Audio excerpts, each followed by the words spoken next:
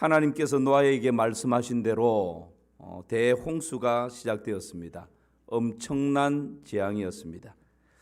우리가 아는 것처럼 방주에 들어갔던 노아 가족과 짐승들 외에는 이 땅에 남아있는 목숨을 가진 자가 아무도 없었습니다. 그야말로 노아 시대에 있었던 대홍수 심판이었습니다.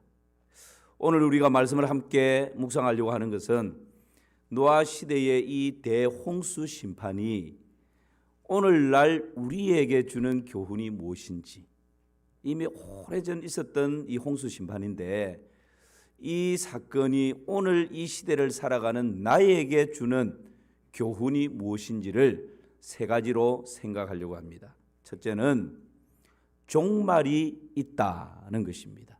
뭐가 있다고요? 종말이 있다. 끝이 있다라는 거예요. 오늘 11절 12절 본문을 같이 볼까요? 11절과 12절입니다. 같이 읽습니다. 노아가 600세 되던 해 둘째 달 고 그 달 11의 날이라. 그날에 큰 기품의 샘들이 터지며 하늘의 창문들이 열려 40주야를 비가 땅에 쏟아졌더라.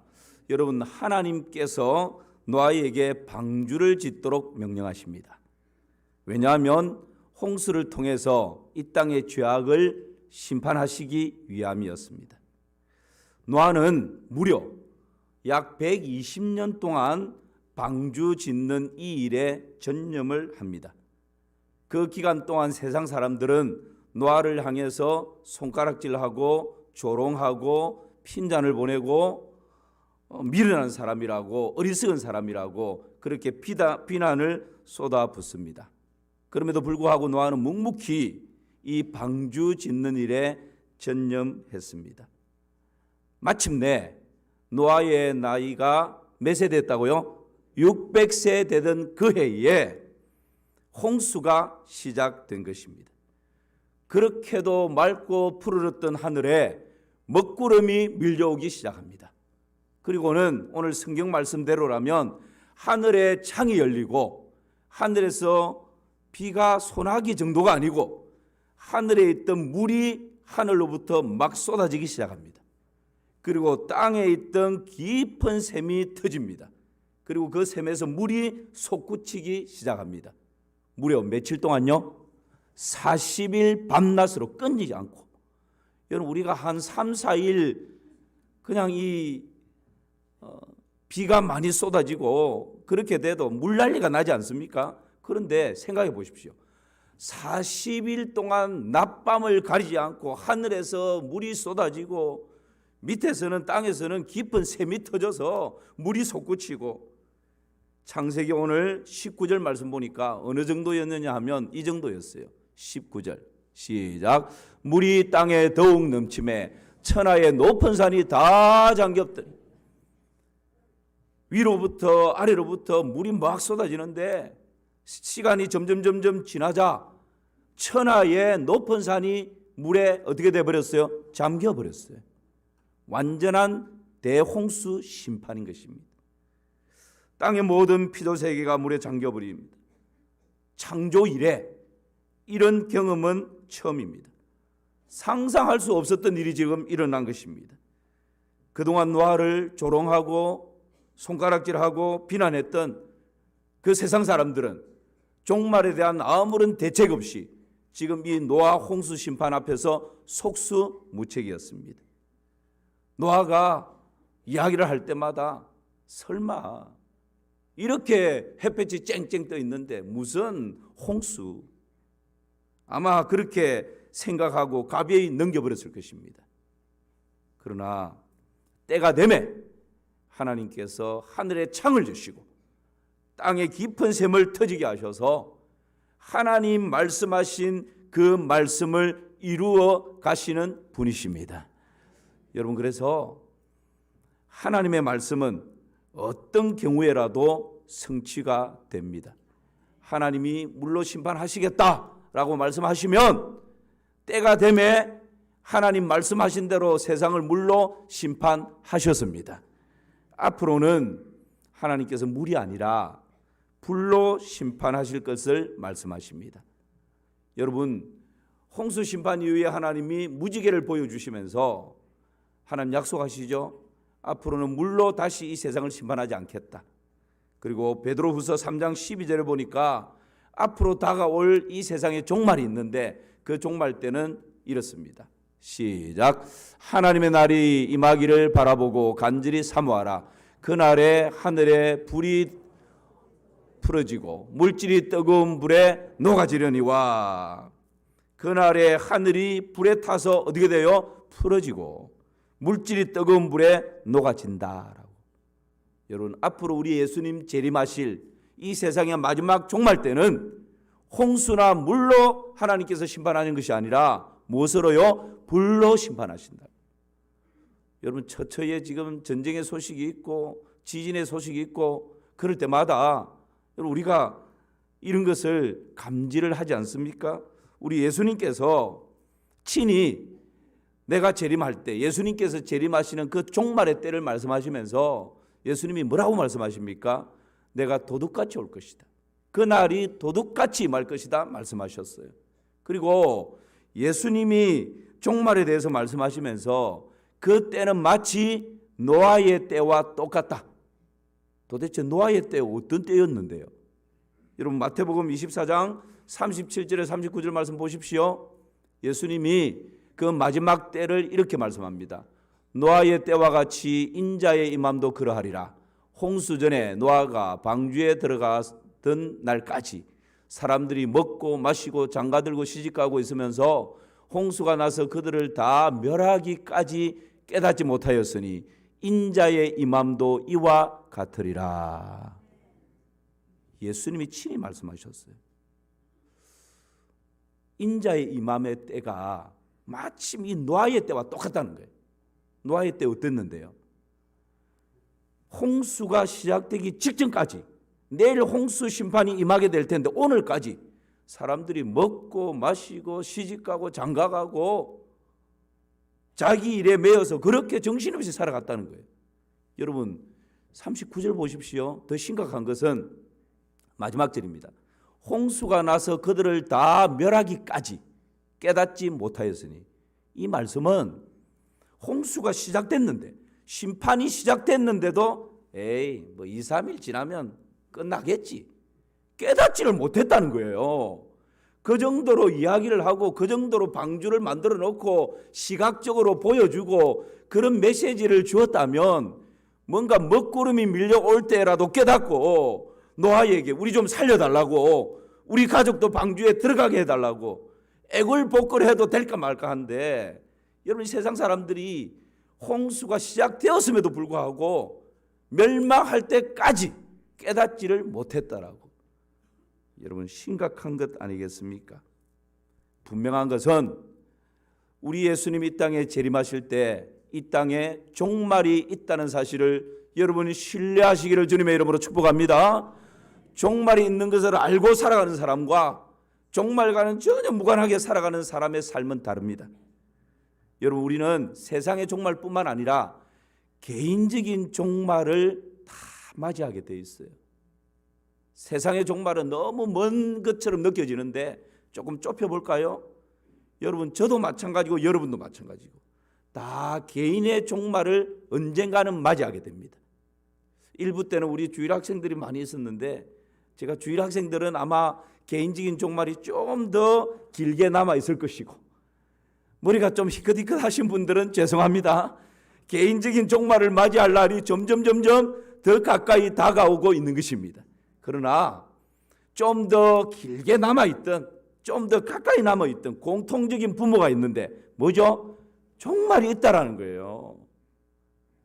사람이 한 번 죽는 것은 정하신 이치요 그 후에는 반드시 심판이 있으리라. 여러분, 하나님께서 죽음이라고 하는 것을 정해놓으셨기 때문에 이것을 거역할 수 있는 사람은 아무도 없습니다. 돈을 가지고도 못 막고 권력 가지고도 지나갈 수 없고요, 외모를 가지고도 뛰어넘을 수 없는 것이 개인적인 종말의 때입니다. 이 때를 넘어갈 수 있는 사람은 아무도 없어요. 왜요? 하나님이 정해놓으신 이치니까. 개인적인 종말을 누구나 다 맞이하게 되는 것입니다.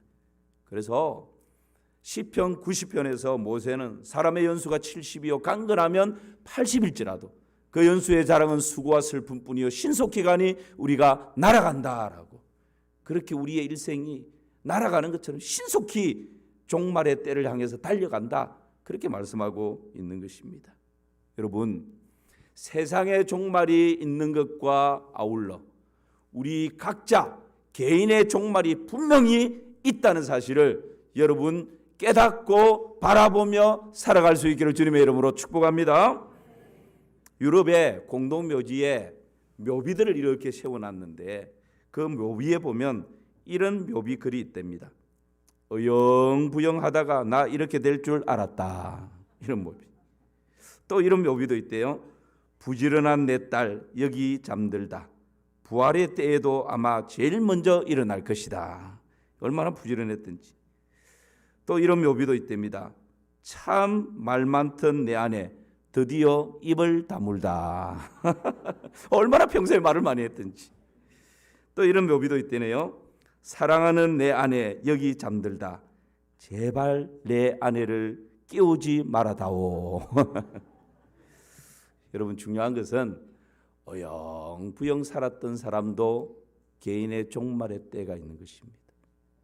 부지런하고 성실하게 열심으로 인생을 달려간 사람도 개인의 종말의 때가 있다는 거예요.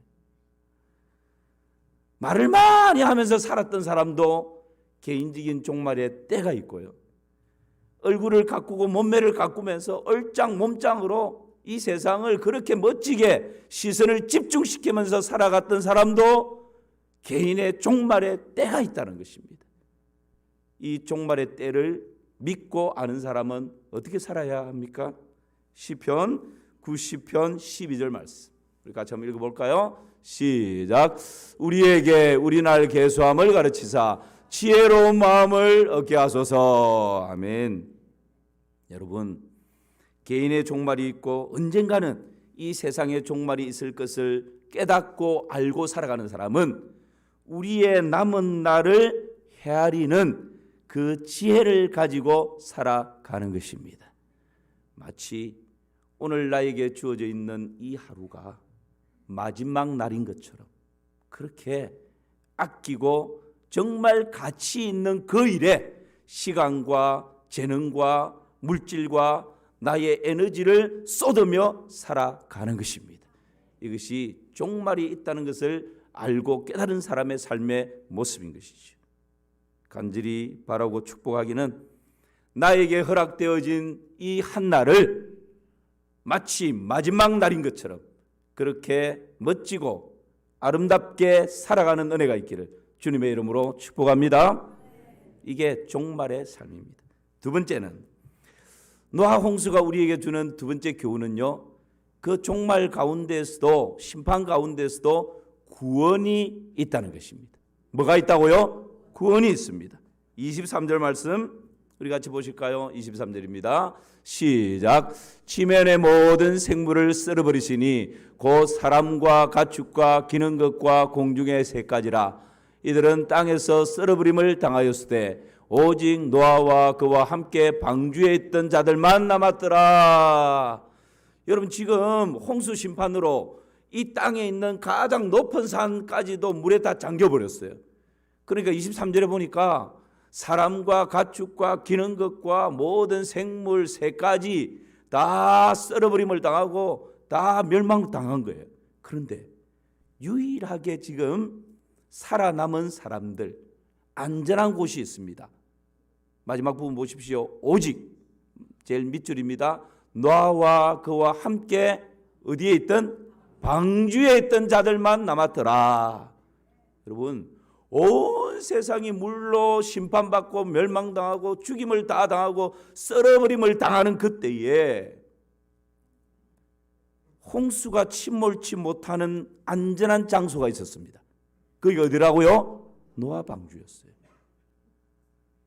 아무리 물이 창일하게 일어난다 할지라도 그 물이 해하지 못하는 사람들이 있었습니다. 어디에 들어가 있는 사람들요? 노아 방주에 들어가 있는 사람들. 하나님께서는 이 세상 멸망과 심판 가운데서도 구원의 길을 열어놓는다는 이 사실을 여러분 꼭 신뢰할 수 있기를 축복합니다. 내일 지구의 종말이 온다 할지라도 여러분 구원의 방주 대신 예수 그리스도 안에 있는 저와 여러분은 안전한 것입니다. 죽음의 권세가 오늘 나를 덮친다 할지라도 예수 그리스도 구원의 방주 되시는 예수 그리스도 안에 있는 자들은 그 죽음의 권세가 힘을 발휘하지 못합니다. 왜냐하면 이미 예수 그리스도로 말미암아 구원을 받았고 영생을 얻었고 천국 백성이 되었기 때문에 그렇습니다. 노아 홍수 시대에 구원의 길이 애석하게도 한 길밖에 없었어요. 여러분 이렇게 생각할 수 있습니다. 아니 하나님이 좀 홍수를 대비해서 방주를 만드시려면, 사람들을 구원하려고 방주를 만드시려면 노아한테는 저 산 꼭대기에 올라가서 방주를 짓게 하고, 또 다른 사람한테는 강에 가서 방주 짓게 하고, 또 어떤 사람한테는 바다에 가서 짓고, 어떤 사람은 들에 가서 짓고, 어떤 사람은 제일 높은 건물 옥상 위에 올라가서 방주를 짓고, 좀 그렇게 여러 곳 방주를 지어 놓으면 홍수가 내리고 위험할 때는 여기도 가고 저기도 가고, 그러면 좀 더 많은 사람들이 구원 얻을 텐데 왜 방주를 노아에게만 말하고 산 꼭대기 하나밖에 안 만들었을까? 여러분 저는 말씀을 묵상하다가 그런 생각이 들었습니다. 그렇지 않습니까? 그런데 구원의 길은 사람이 만든다고 만들어지는 것이 아닙니다.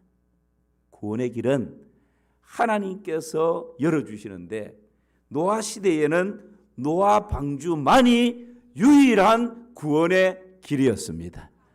오늘날도 마찬가지입니다. 사람들이 아니 우리가 구원 얻는 길이 뭐 서울 갈 때 차로 가든지 KTX로 가든지 비행기로 가든지 그냥 서울만 가면 되지, 다른 종교를 통해서든지 고행을 해서 통해서든지 도를 닦아서 경지에 이르든지 선행을 많이 해서 좋은 일을 해서 구원을 받든지 여러 가지 그냥 구원의 길이 많다라고 이야기를 합니다. 그러나 여러분 구원의 길은 사람이 하나님께로 나아가는 길을 사람이 만들 수 있는 것이 아니에요. 이 구원의 길은 하나님께서 우리 인생 가운데 열어주셔야 가능한 것입니다. 하나님께서 우리 인생 가운데 열어주신 유일한 구원의 길이 있는데 그것은 예수 그리스도 한 분밖에 없습니다. 사도행전 4장 12절 말씀 보십시오. 이렇게 말씀합니다. 사도행전 4장 12절 시작. 다른 이로서는 구원을 받을 수 없나니 천하 사람 중에 구원을 받을 만한 다른 이름을 우리에게 주신 일이 없음이라 하였더라. 할렐루야. 구원의 길은 오직 한 길, 예수 그리스도밖에 없다고, 하나님이 그 길을 노아 방주가 유일한 그때의 구원의 길이었던 것처럼 오늘날에는 예수 그리스도 그분만이 유일한 세상의 구원이다라고 하나님이 그렇게 길을 열어 놓으신 겁니다. 그러므로 여러분, 고양이에게 쫓겨서 한참을 도망가던 쥐가 막다른 골목에 탁 다다랐습니다. 이제 끝입니다. 더 이상 도망갈 데가 없습니다. 이것을 안 쥐가 갑자기 옆에 있던 시커먼 연탄 재를 보고는 그 재에 막 뒹굴기 시작합니다. 오른쪽으로 뒹굴었다가 왼쪽으로 뒹굴었다가, 그 광경을 가만히 지켜보던 고양이가 이 쥐에게 야, 지금 너 무슨 짓 하는 거야? 그렇게 쏴붙였습니다. 그랬더니 이 쥐가 눈을 탁 뜨고 고양이를 바라보면서 봄에 몰라? 다 된 밥에 재 뿌리는 거야 임마, 이러는 거예요. 여러분 쥐도 마지막 때가 되면 살 길을 찾습니다. 구원의 길을 찾는 것이지. 한 학생이 목사님을 찾아왔습니다. 목사님, 왜 꼭 예수님을 믿어야만 구원을 받는 거예요? 뭐 다른 종교 믿으면 우상숭배라 그러고 예수님만 믿어야 구원을 받는다 그러고 기독교 너무 독선적인 거 아닙니까? 목사님이 그 학생에게 다시 이렇게 질문을 합니다. 2 곱하기 2는 뭔가? 아이 목사님, 저를 지금 뭐 초등학생 수준으로 생각합니까? 2 곱하기 2는 당연히 4죠. 아니 왜 답이 3가? 2 곱하기 2가 6도 될 수 있고 10도 될 수 있고 100도 될 수 있는 거 아닌가? 아니 그거는 이미 2 곱하기 2는 4라고 딱 정해진 답이 있기 때문에 그 답 말고는 4 말고는 다 오답이죠. 그때 목사님이 자네 그 말이 맞네. 하나님께서 우리 세상 가운데 구원의 길을 열어주셨는데 그 구원의 길의 답은 오직 예수 그리스도 한 분밖에 없네. 그 외에는 다 오답이네. 여러분 그렇지 않습니까? 그래서 우리 예수님이 친히 요한복음 14장 6절에 이렇게 말씀하셔요. 시작. 예수께서 이르시되 내가 곧 길이요 진리요 생명이니 나로 말미암지 않고는 아버지께로 올 자가 없느니라. 노아 홍수 사건이 우리에게 주는, 이 시대를 살아가는 우리에게 주는 교훈을 지금 묵상하고 있습니다. 첫 번째는 뭐라고요? 종말이 있다라는 것을 가르쳐주고 있고, 두 번째는요 구원의 길이 있다. 그 가운데서도 구원의 길을 열어놓으셨다는 것. 세 번째 마지막입니다. 기회가 있습니다. 뭐가 있어요? 기회가 있어요. 기회가. 16절 우리 같이 한번 볼까요? 16절입니다. 시작. 들어간 것들은 모든 것의 암수라. 하나님이 그에게 명하신 대로 들어가게 여호와께서 그를 들어보내고 문을 닫으시니라. 여러분 방주가 다 만들어지고 약 120년의 세월이 지났습니다. 하나님께서 이 방주의 문을 딱 여시고 노아 가족들뿐만 아니라 하나님이 정해놓으신 짐승들이 다 줄 서서 방주로 다 들어갑니다. 그런데 다 들어가고 나니까 이 방주의 문을 누가 닫습니까? 하나님이 닫으셔요. 노아가 닫은 게 아닙니다. 방주의 문을 하나님이 꽝 하고 닫으셨어요. 여러분 120년의 세월이라고 하는 것은 하나님의 기다림의 시간이었습니다. 왜냐하면 하나님의 본심은 노아 때에도 그러하고 지금 이 시대도 그러하고 사람들이 멸망받고 심판받고 그렇게 끝나는 것을 하나님이 원치 않으십니다. 하나님이 정말 원하시는 본심은 한 사람이라도 하나님께서 만들어 놓으신 구원의 길을 통해서 구원받기를 원하시는 것. 이것이 우리 하나님의 본심인 줄 믿습니다. 에레미야 애가에 그렇게 말씀하고 있어요. 3장 33절 제가 읽습니다. 주께서 인생으로 고생하게 하시며 근심하게 하심은 본심이 다시요. 이제 호흡이 맞아야죠. 주께서 인생으로 고생하게 하시며 근심하게 하심은 본심이 아니시래요. 우리가 고생하고 근심하고 재앙을 받고 멸망당하고 심판받고 하는 것은 하나님이 본래 의도하신 것이 아니라는 거예요. 우리의 죄악 때문에 우리 스스로 그 멸망을 자초했는데 그럼에도 불구하고 하나님이 구원의 길을 열어주셨어요. 그리고 우리에게 그 구원받을 수 있는 기회를 제공하고 계신 것입니다. 여러분 그래서 하나님께서는 재앙이 하나님의 본심이 아니고 우리에게 평강을 주시는 것이 하나님의 본심이고 우리 장래에 소망을 주시는 것이 우리를 향한 우리 하나님의 본심인 줄을 믿습니다. 그 구원의 기회가 지금 여러분 우리 가운데 활짝 열려 있는 것입니다. 아직 하나님께서 구원의 방주의 문을 닫지 않았어요. 하나님이 활짝 열어놓으셨습니다. 여러분 누구나 교회에 와서 예배드리기를 원하는 사람은 누구나 교회에 올 수 있습니다. 오늘 우리 윤한홍 국회의원님께서도 이렇게 와서 누구나 예배에 참석할 수 있는 것입니다. 누구나 와서 예배 드릴 뿐만 아니라 기도하고 찬양하고 말씀 듣고 여러분 나가서 전도하고 누구에게나 이 기회가 활짝 열려 있습니다. 그런데 여러분 이게 무한정 열려 있을까요? 저 북한을 보십시오. 기독교 초창기에 이 남한보다 여러분 저 북녘 땅이 훨씬 더 복음화되어 있었지 않습니까? 우리나라의 기독교 역사에 산정은 교회, 소래교회, 민족적인 교회들이 다 북한 땅에 있었어요. 목회자를 배출하는 신학교가 평양 신학교가 북한에 있었어요. 1907년도 놀라운 민족적인 부흥의 운동이 저 북한 땅에서부터 시작됐습니다. 여러분, 그런데 지금 어떻습니까? 동방의 예루살렘이라고 일컬어졌던 평양이 하나님께서 구원의 문을 닫아버리니까 열차가 없는 거예요. 신앙의 자유가 완전 박살나버렸습니다. 그러나 우리 대한민국은 누구나 여러분 와서 예배드릴 수 있고 누구나 전도할 수 있고 이 신앙의 자유가 보장되어 있는 여러분 이 대한민국에 산다는 것이 우리에게는 은혜 중에 은혜요 복 중에 복인 줄을 믿습니다. 여러분, 저는 베트남 사회주의 국가에서 있어 봤기 때문에 이 신앙의 자유가 이렇게 자유롭다라는 이게 얼마나 큰 은혜인지 복인지 모릅니다. 이 은혜를 헛되이 받지 않기를 주님의 이름으로 축원합니다. 요한복음 1장 12절 말씀 보십시오. 시작. 영접하는 자 곧 그 이름을 믿는 자들에게는 하나님의 자녀가 되는 권세를 주셨으니. 하나님 공평하신 분입니다.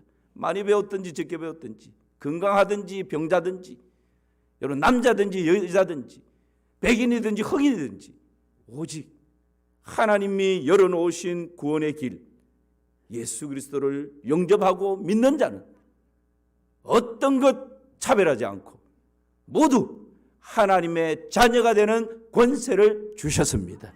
천국 백성 되는 은혜를 주셨습니다. 이것이 여러분 하나님께서 우리에게 지금 베풀고 계시는 기회지 않습니까? 바로 지금이 은혜 받을 때요, 지금이 구원의 날인 줄을 믿습니다. 어느 날 한 남자가 아내에게 문자를 보냈대요. 이 세상에 가장 중요한 세 가지 금이 있는데 여보, 그 세 가지 금이 뭘까요? 이렇게. 그런데 10분을 기다리고 30분을 기다리고 1시간을 기다려도 답이 안 와요. 그래서 아내가 모르는가 보다 생각하고 답을 보내줍니다. 이 세상에 가장 중요한 세 가지 금은 첫째 황금, 둘째 소금, 셋째는 지금이래요. 크크크 보내줬습니다. 그랬더니 이번에는 아내로부터 답이 바로 왔습니다. 그 답을 이렇게 탁 열어서 보니까 땡, 아니야, 틀렸어. 이 세상에서 가장 중요한 세 가지 금은 현금, 지금, 입금이야. 이렇게 현금을 지금 입금해라 이 말이죠. 여러분, 지금 나에게 주어져 있는 이 자유, 지금 나에게 활짝 열려 있는 이 구원의 기회, 지금 여기가 중요한 것입니다. 어떤 목사님이 청년들에게 물었습니다. 지금 곧 종말이 온다면 무엇을 하고 싶은가? 첫 번째 청년은 저는 교회에 달려가서 열심히 기도하겠습니다. 두 번째 청년은 저희 가족들은 아직 예수님을 모르는데 우리 가족들에게 달려가서 전도하겠습니다. 세 번째 청년은 아직까지 화해하지 못한 친구가 있는데 달려가서 손을 내밀겠습니다. 네 번째 청년은 제가 가지고 있는 노트북부터 시작해서 다 팔아서 한 번이라도 좀 가치 있게 선한 일을 한번 해보고 싶습니다. 다섯 번째 청년은 지금 내가 하고 있는 일 그대로 하고 있겠습니다. 그러니까 다른 친구들이 막 웃었습니다. 그때 이 목사님이 다섯 번째 청년의 대답이 정답이다.